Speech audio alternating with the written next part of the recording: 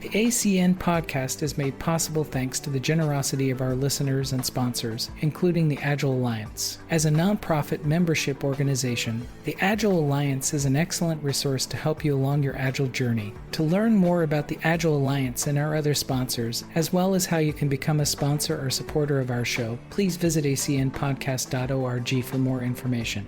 And thank you for your support.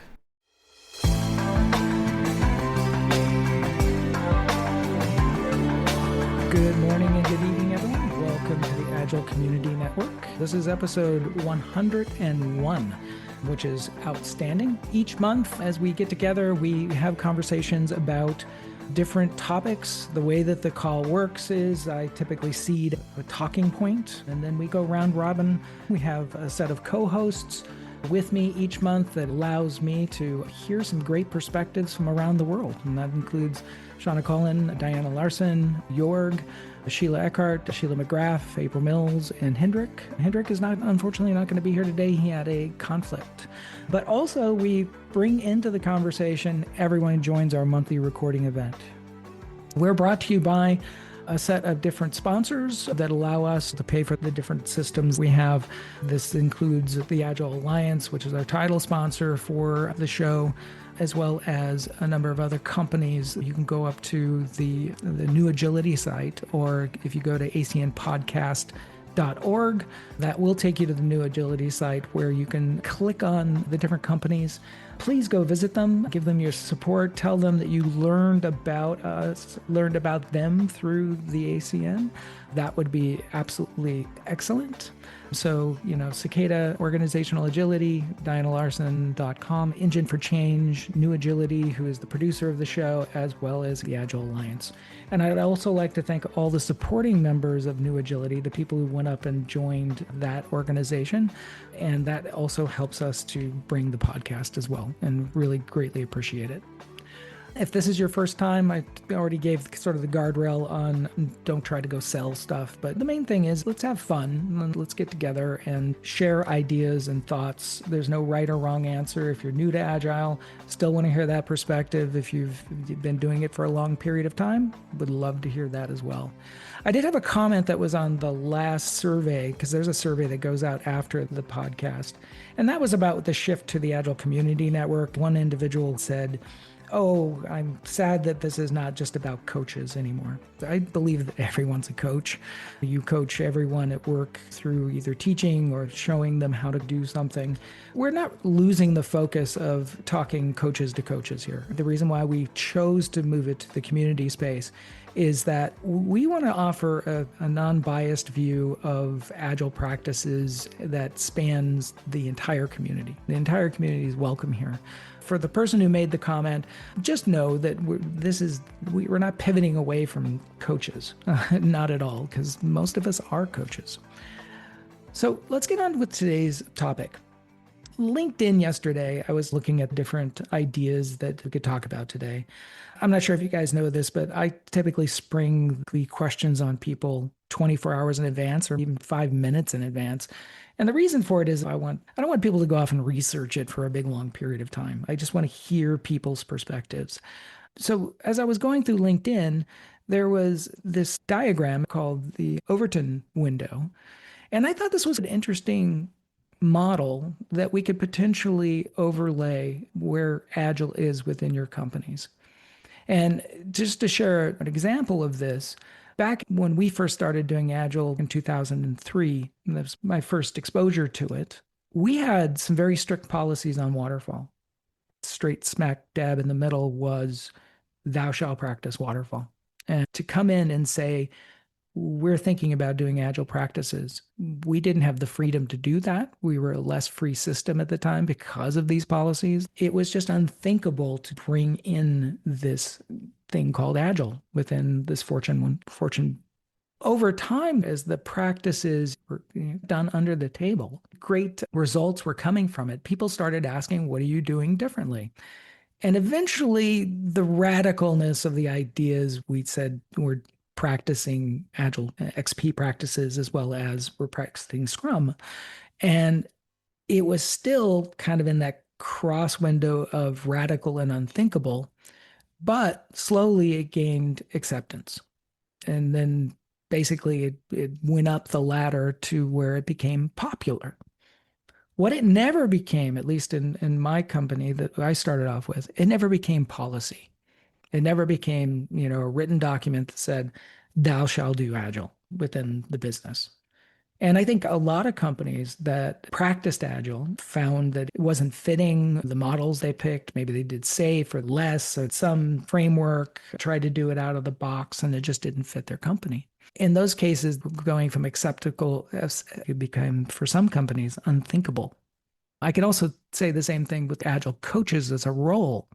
Agile coaching over time was acceptable and even popular. People were taking these jobs, and we saw this as a booming job market. Today, one other way of looking at this, and I just want to give one other kind of simple example here, and then we'll get on to the questions, is that thinking about the fact that at the top, you have more freedom and the bottom of the scale is less freedom. This is an example of bedtime for kids. Unthinkable would be no bedtimes. Radical would be the children decide. More freedom for the kids to go ahead and say that, okay, I want to go to bed at X time. Implausible, same as adults. Whatever time that, if you're going to bed at 1 a.m., you don't want your kids to be that tired. And if we go down through the scales here, plausible, different times for weekends and weekdays. Policy, 8 p.m. with exceptions, as an example, as a policy that would be around this. As you get into less freedom, plausible would be 7 p.m., implausible 6 p.m., so on and so forth. Kind of gives you an idea of the perspective of the model itself. More freedom, less freedom on either side of this. Things like innovation you bring into your company. Do you have freedom to bring in new methods? Do you have the capability of just trying something? Or the radical stuff that comes through is you have less freedom. You have to ask permission to do it in order for it to come into the system itself, or eventually to become acceptable. So if you think of the upper part of the Overton window would be ideas freely come into the organization versus coming from the less freedom model, there's decision gates that need to be taken. You have to get your boss to approve it, or there's a committee that has to do it. I'm not going to spend more time on this one diagram because it's hard to explain in a podcast. Overall, the one thing to keep in mind is if you think about dominant narratives within your business, is Agile what you are as a company? More than likely, then it's become acceptable and more towards a policy. Or is it hidden in order to protect it? That's a less freedom system itself as well. Think about the narratives around what you are currently having in your work environment. I'd love you to share those.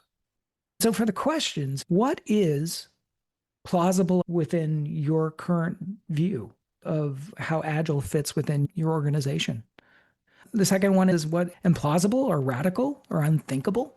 I'd like to hear those stories as well. What part of those things do you have the ability to bring in, or it's just not even a conversation starter? And then the last one is, are you working on a less or more freedom in your system? Do you have the ability to bring in new ideas and new ways of doing things? And bonus question for you, if you got something new, and I ask this question every once in a while, we would love to hear what you might be practicing. Okay, so with that, let's get on with the questions. Diana, do you want to kick us off? I knew you were going to do that. I can go to someone else if you want me to. Okay. Thank you for that framing of it because that was really helpful. I'm not an internal person. And so my company, it's my own consulting firm. What's plausible and policy here is maybe different than what I might run into in a client organization, which I need to understand as well.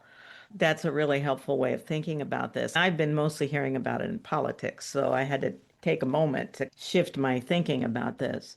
And what's interesting to me was I think about it from this point of view for my consultancy, Agile has never been policy. I've always thought of it as plausible because the kind of outcomes I hope for my clients have to do with more humane workplaces that turn into higher performing workplaces. As the research shows, it's plausible that some parts of agile thinking could be really influential in leadership work, which is where I mostly sit these days, particularly leadership for teams and environments for teams. The Overton window is centered in one area, but for my clients, it could be centered in something very different. For example, I look at FAST, the fluid adaptive scaling technology, and I think, this is plausible, fits with a lot of other things I think are useful, like open space and ensemble programming. But I was just talking to someone the other day who was absolutely rock solid on every team had to be a two pizza team. So for that person and that person's company, fast would be just unthinkable or way too radical. And so I would need to adjust my work to be able to take that in as well. In my personal system, I have a lot of freedom to make those adjustments. And there are things that I find unthinkable. Mandating that people go to training is unthinkable for the most part, at least radical, because it doesn't work very well. It's not a good fit for function. I do have a lot of freedom in how I decide and what clients I take in my consulting work because I have to adjust to the freedom available in the client systems. So that's where I am with that right now. I'm really curious to hear what the others have to say.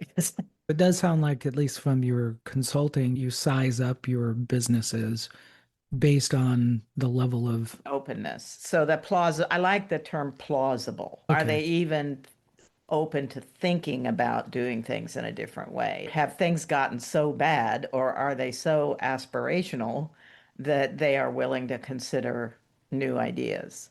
That's one of the things I look for. I don't necessarily look for clients who are policy driven around Agile. We absolutely must do Agile because for me, deity only knows what they mean by that. I look for other markers like, are they interested in considering more humane leadership practices or work policies? Have they read Edward Deming and do they think about the 14 points and those kinds of things? I've always said, I'm not wedded to Agile. I'm wedded to creating workplaces that are healthy and where people can achieve and meet their needs. For many years, Agile seemed like one of the few places driving in that direction. And so that's where I sat for that period of time. I always shied away from aspects that made things more restrictive or caused other kinds of things to come to the fore. So that was just my personal policies around Okay. it. Yeah. Thank you. Thank you for that. Scott, what do you have on this? Good afternoon, everyone. So I was just thinking, it was very interesting listening to Diana, especially at the levels of the organization that she typically works at. I'm down more at the team level. So it's interesting to hear and compare. It's like two different worlds, right? Right now, where I'm working, management brought me on board and they're like, we want our teams to be more agile. So we want you to work with this team and help them be more agile. Just make sure they do all of the waterfall stuff they used to do. Okay, fine. You meet the team where they're at with those guidelines. And when you hear guidelines like that, I tend to tread very lightly and very slowly. So I don't even start talking to teams about agile or Scrum or Kanban or any of those things because it tends to scare people. I just start talking about, let me spend a couple of weeks with you, learn your nature of demand, learn some of your sources of dissatisfaction. What do you guys think about inspecting on the system in which you work and see if we can make it better so that your day is easier tomorrow than it was today? And start to talk about these concepts in a more obscure way that they tend to take to it. And over time, the teams do become more agile. even though, like I described, my current project is an 80% waterfall project with a 20% agile wrapper. And so we're doing the best we can, and we've done a lot. And I've been there about a year, and the team has come a long way. What I also see is within management, whether that's middle management or upper management, they feel like this is just a team activity. And once the teams do their thing, they can check the box and say, all right, we're agile. When I'm like, did you ever think about your management style and becoming a more creative leader instead of a reactive leader, or looking at breaking down silos and increasing the communication between those silos? And they have no interest in that at all. So being able to turn this into a policy is not something, they're far, far away from that. In those cases, it sounds like the way that you introduce new things is you don't put them in the frame of implausible or radical, which by hiding some of the words, I guess, easing people into it, your approach is more of a plausible approach. Does that make sense? Well, yeah, I guess so. What I try to do is I don't think of it as Scrum or Kanban or this or that. I think of it more as like an agile purist. How can I talk to the team in a way that I can share with them the agile values and principles in a way that's not threatening? So take out the buzzwords that they might pick up on and shy away from, and just talk to them in terms of, can we come together every couple of weeks and can we look at what we're doing and see if we can make it better? If we make it better for you, that's the key, because they always think that when, scrum masters or coaches come to talk to them, it's like, well, we're going to improve something for somebody else. What about us? No, we're talking about improving your lives so that you can then offer better outcomes quicker and with higher quality to your customer and delight them with those outcomes. But it starts with you guys taking care of yourself first. So we're going to inspect and adapt on the system in which you work, with the idea that we will be more effective tomorrow and our day will be easier tomorrow than it was today. And they start to pick up on those concepts, and they're like, yeah, we want to do that. Oh, by the way, you're being agile. You just don't know it. And just last question for you is that then I interpret that the system at the team level, you have more freedom to make these introductions versus you have to go back to management and say, I'm doing X. Yeah, well, I tend to do the let's try this and I'll beg for forgiveness later. Well, thank you for that. I love your Sure. perspective. Sheila, what do you have on this? I can speak to this. It's very interesting in looking at the terms and then applying it with an agile mindset, right? Because what I have seen is where agile is policy, but it's not that agile is policy, it's that there is an agile policy. Once you have a strict, rigid, agile policy, you're no longer in what I would consider an agile space. So it's a challenge in making that balance between agile policy being true in its policy and not you have to do story points this way or every team has to do Scrum. I have seen where agile is policy, but it's also very policed, so no longer agile. So the radical part is more some of the true agile ways of working, and that independence, that empowerment, having that aligned autonomy within the teams and letting the teams make those decisions on what is the best way for them to be working versus having it thrust upon them. This is how you work. I'm a consultant. I see this. This is not talking about my company. I'm talking about what I see as a consultant. I'm talking about what I see in the companies that my friends and family work at, where the radicalness is more agile values and principles, and policy is agile in name only. So you're saying that the system coming from a less freedom-based system, where agile is thrusted onto teams, and or the more freedom-based system where they have the choice to go adopt. What do you think is more successful? Are you saying that the more freedom-based cultures have it easier?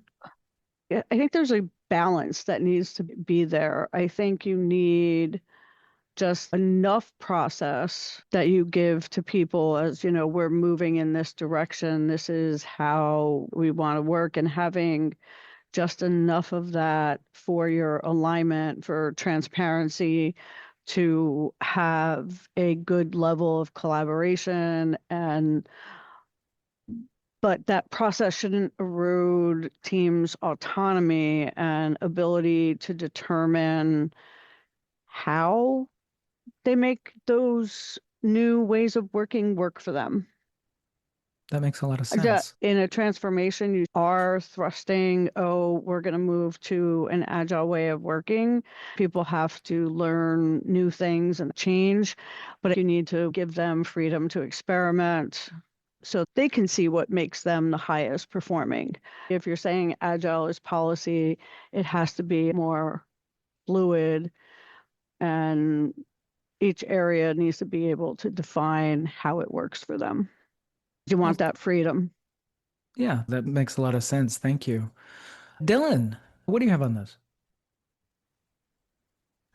Yeah, I love the discussion here. And I think that as I look for the simple rules that help navigate the complexity, this again comes down to outcomes versus outputs. One way I'm working with multiple clients is when it comes to being agile, are we focused on the outcomes that we want from this, or are we focused on the outputs of these are the practices that we will use?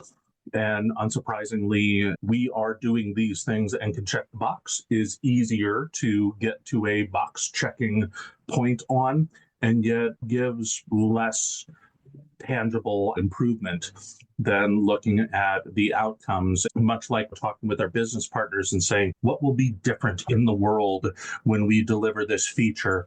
We want that same approach when it comes to our change in practices. And so policy, I have found, does tend to lean towards everyone is doing these things, therefore outputs. The difficult but impressive shift is policy based on the outcomes, the principles, which are our policy, and there are many ways to achieve them. There's a lot of trust necessary to build that movement, but it is immensely more successful and worth the effort. I like that perspective. One thing that I did within our first adoption was the policy. We're going to follow the Agile manifesto. The values and principles are policy. How you're going to accomplish that, I don't care what method.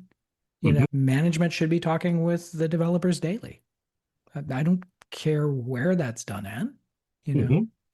If you have an out-of-box solution that you like to use, that's good. But I think, as you said, one of the things I found with most businesses, if you ask them to follow those 12 principles, that's hard to keep 12 principles in your head. Most never read it.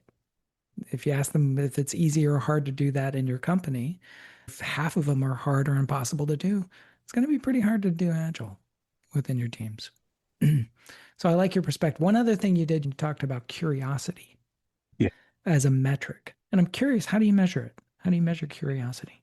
It's actually something qualitative rather than quantitative. I'm preaching the word to the teams and folks that I am coaching. For a personal success metric for every day of the week, I look at my level of curiosity throughout the day and where that has waxed or waned. And when my curiosity is lowest, I look for what's causing that, and vice versa. Through that, I've managed to engage some folks in that becoming a personal metric that they pursue as well, or that they speak of within a team. What is the numerical measurement for it is still something that eludes me. But if the conversation on a daily basis is, was I curious, or was my curiosity gone and I was just doing the thing, is a really valuable conversation to have on a regular basis. I like that. To me, when people try to say that we're going to be more innovative as a company, curiosity always comes to my mind, which is Are you curious about things? And you can't be innovative if you're not curious. So I like that. Thank you for that. My pleasure. Sheila, go ahead. I just wanted to step in. You said the curiosity and all of that. And I wanted to go back to something that Diana was saying as far as like radical thinking and about like the FAST framework. And I did have an occasion where there was a set of teams where the FAST framework would have been an amazing thing for them to do. It was a big challenge to get them curious as to how that would work for them, what the benefits would be. And, even talking about it was like, we don't know anything about that. We're not doing it. It was kind of sad to not have that level of enthusiasm and curiosity to try something radical. I hate stories like that, but I've run into it a lot Happens. of times. If you look at Scott's approach of backing people into it slowly, I've done a lot of recovery of teams that had really bad Scrum experiences. They were beat over the head with the manual. And I find that those teams are the hardest in order to introduce new ideas because they do feel that something's going to get inflicted onto them. April, what do you have on this? I think the key for anybody who's either trying to do Agile or trying to help somebody do Agile is to think of the fact that a lot of the policies and organizations that people call policies are really unwritten rules. When folks bring up policy, what they're often saying is what's acceptable. It's their perception of what's acceptable. The big opportunity we have if we're trying to shift that window is to declare something else acceptable. And that's part of what the coach's role does, is you come in and maybe say, I know you guys typically do A, but you want to get this result. And so let's make it acceptable to do B. What does that look like? What do they need for that to happen? And so I coach folks on setting up what I call change buffers, right? Ways to make being different than the status quo safe and acceptable. And so if you think about it that way, not about I have to change policy 847.2 paragraph 3, but I just need to give a little cover for folks to shift their behaviors. You can actually get a lot done pretty fast in an organization, especially at the team level, and then work out from there. Because once a team makes something acceptable, now people can point to that team and say, well, they're doing it, so I can too. You, in effect, parlay one success for the next and broaden out that different within the company, that island of different. And that was our experience years ago, working together, was we had a team that was the anchor of different, and we welcomed everybody who wanted to be different. And by welcoming them into the Agile community, it gave people, in effect, cover. Well, I'm different because the Agile group says it's okay to be different and try new things. I like that approach. How do you typically frame that? I assume this is for people who are in systems that have less freedom and maybe some learned helplessness is kind of sunk into the organization. I'm curious, how do you frame this out to where it can be broadcast that this is there?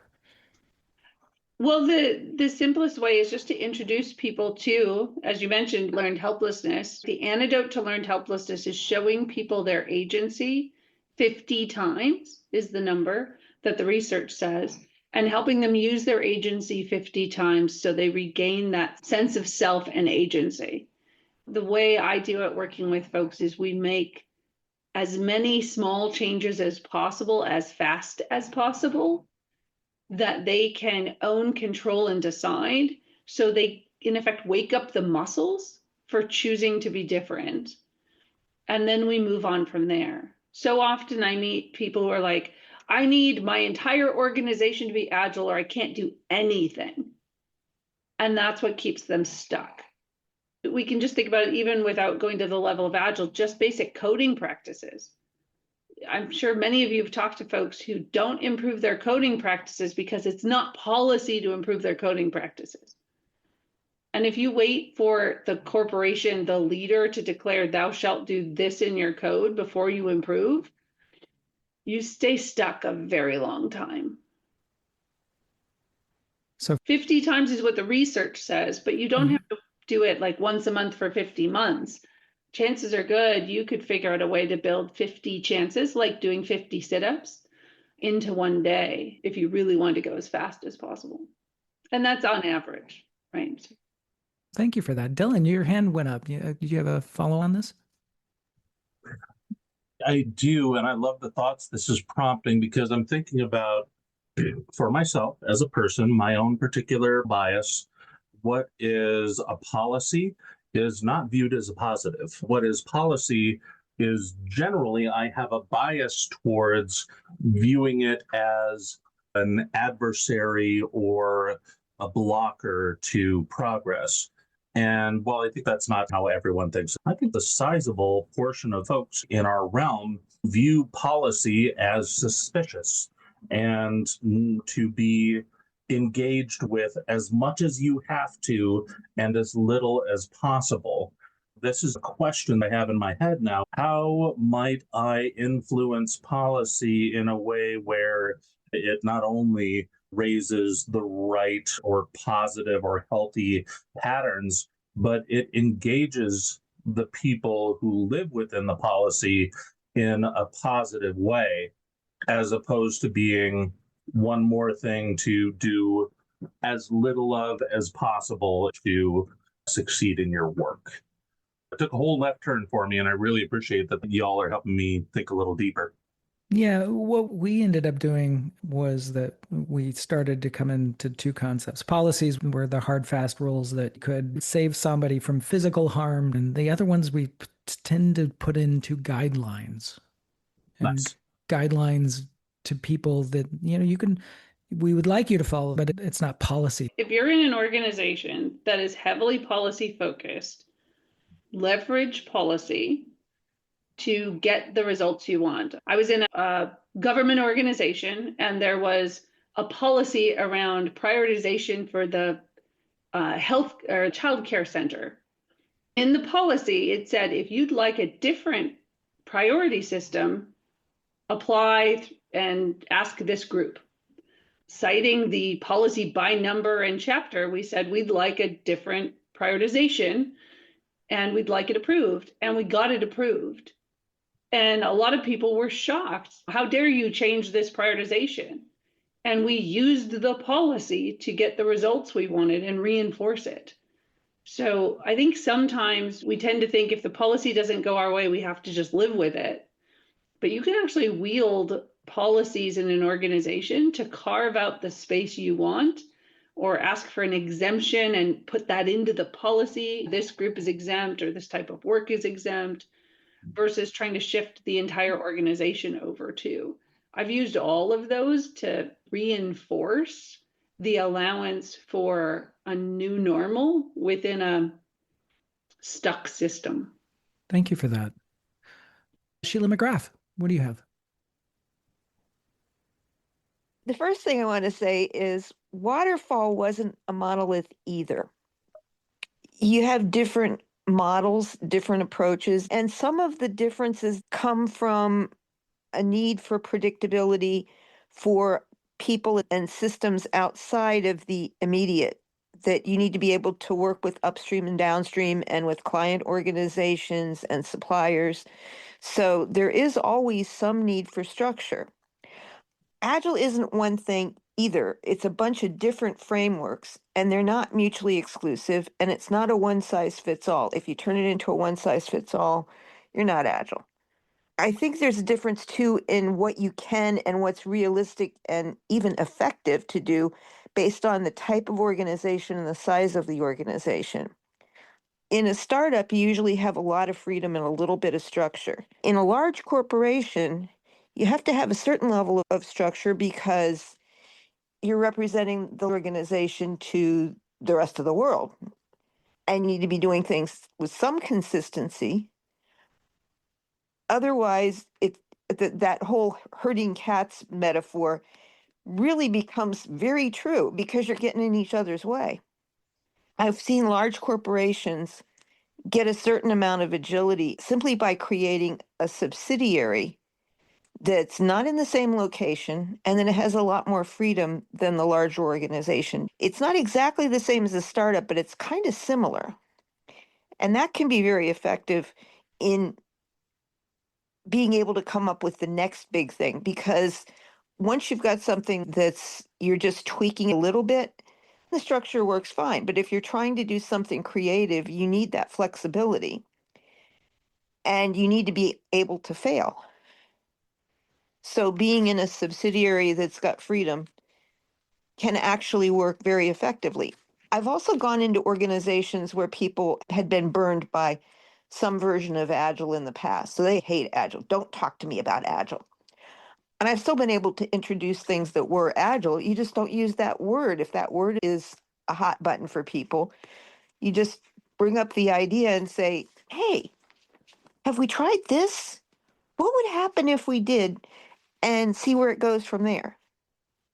It's not going to be the same in different organizations because, first of all, you got different people, and people are a major factor in what works and what doesn't work. I do think, too, though, that you need to have some structure to plan work for not just internally. Like I've worked on things where you're developing a new product. If it's an existing product and you're just going to tweak it with a new campaign, you're going to add some bells and whistles.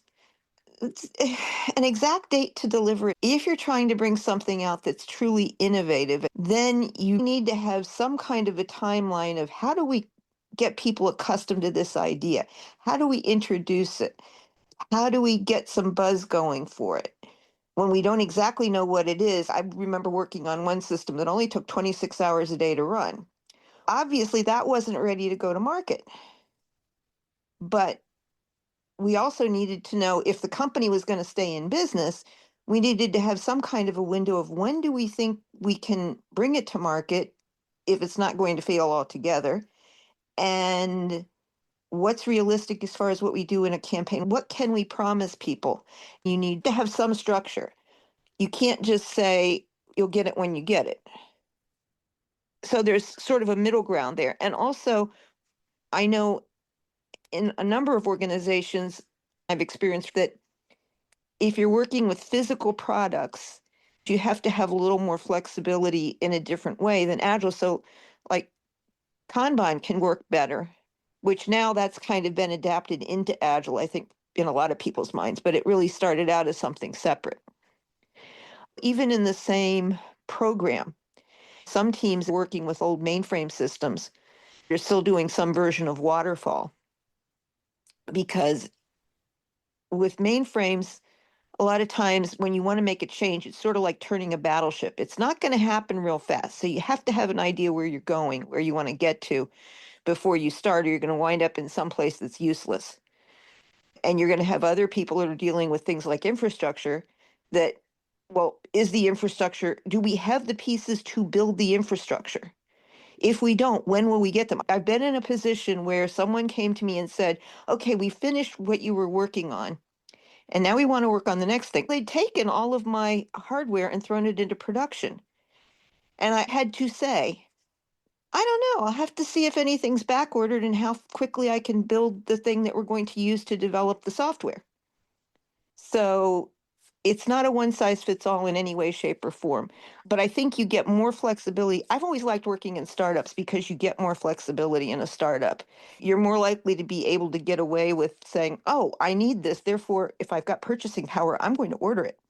If I don't, I'm going to talk to whoever has purchasing power and sell it to them as far as this is something we really need and get it as quickly as possible. It's pretty quick to get it approved. In a bigger organization, there's usually a lot more layers that you have to go through to do anything. I mean, maybe you can get a paperclip, but anything significant, it's going to have to go through a lot more reviews and approvals.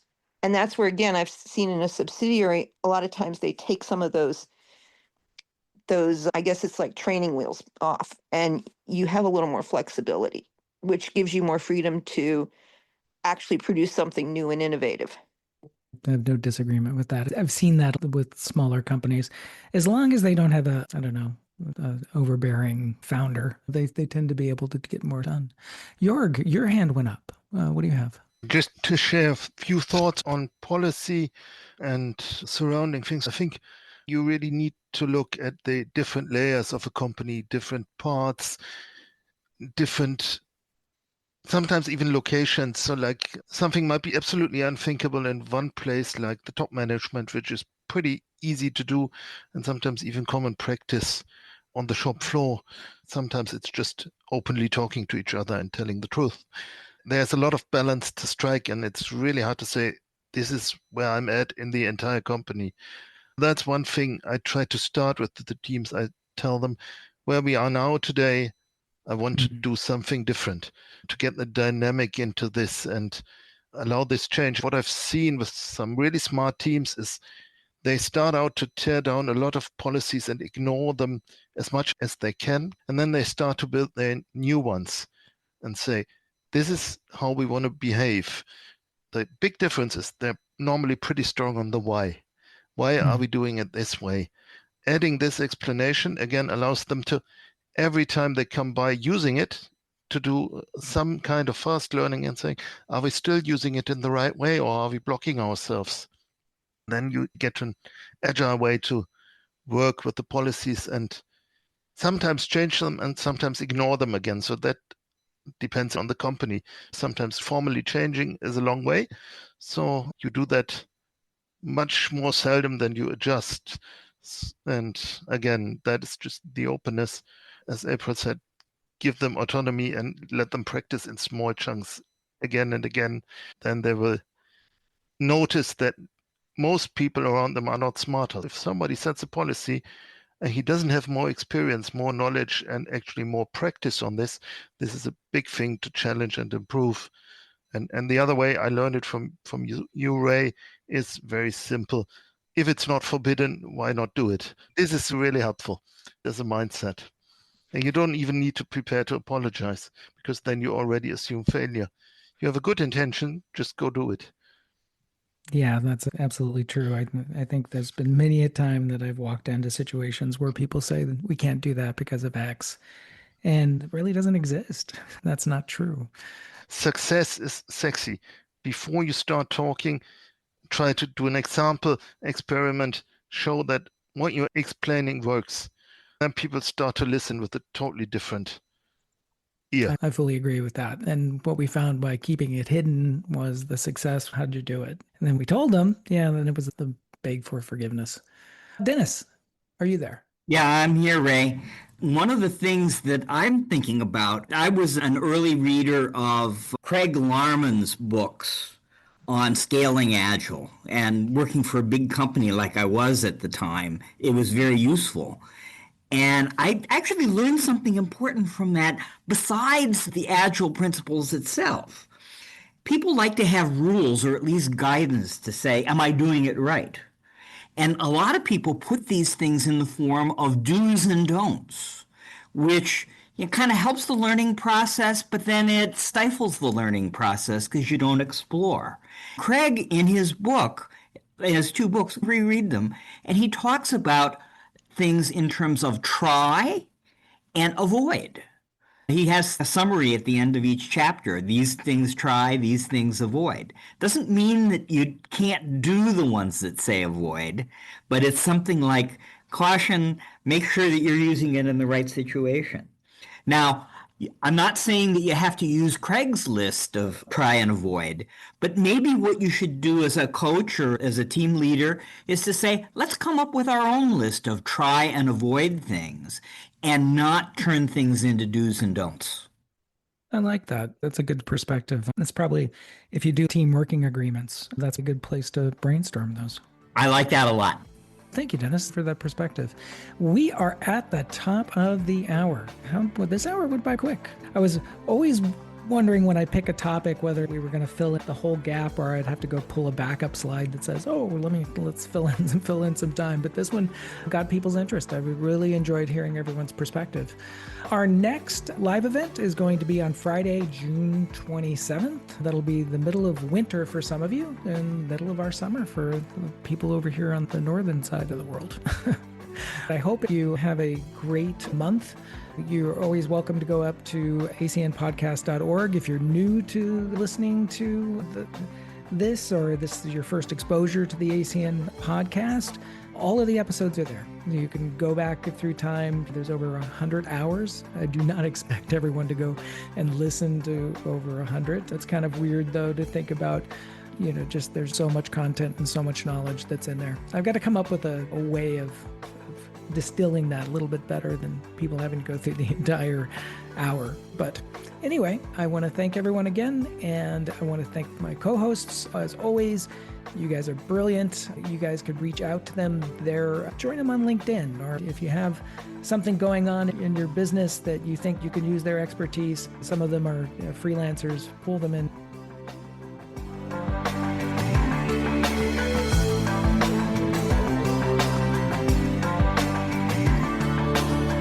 The ACN podcast is for educational and informative use only. If you'd like to know more about the ACN community, please come up to acnpodcast.org and support our show.